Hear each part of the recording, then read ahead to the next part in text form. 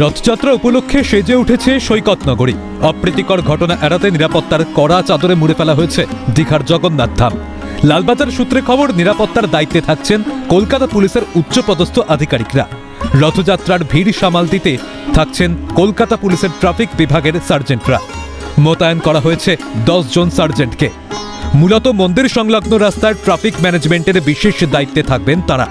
পূর্ব মেদিনীপুর জেলার পুলিশ সুপারের সঙ্গে তারা যোগাযোগ রেখে কাজ করবেন বলে লালবাজার সূত্রে খবর। ট্রাফিক পরিচালনা থেকে পর্যটকদের সুরক্ষা, এমনকি রথ নিয়ে যাওয়ার সময় যাতে কোনো রকম বিশৃঙ্খলা সৃষ্টি না হয়, সব দিকেই চালাবেন নজরদারি। এই বছর প্রথম গড়াবে রথের চাকা, তাই নিরাপত্তা ব্যবস্থায় কোনো রকম খামতি রাখতে চাইছেন না মুখ্যমন্ত্রী মমতা বন্দ্যোপাধ্যায়। অন্তত 10টি জায়গায় তৈরি হয়েছে পুলিশের অ্যাসিস্ট্যান্ট বুথ। বিভিন্ন জেলা থেকে পৌঁছেছে বাড়তি পুলিশ ফোর্স। বসানো হয়েছে ওয়াচ টাওয়ার। রথের আগের দিন সরেজমিনে প্রস্তুতি খতিয়ে দেখেন মুখ্যমন্ত্রী স্বয়ং। সুষ্ঠুভাবে অনুষ্ঠান পরিচালনার জন্য সারেন বৈঠক। এখন শুধু রথের চাকা গড়ানোর অপেক্ষা। অভিরূপা সাহার রিপোর্ট, ক্যালকাটা নিউজ।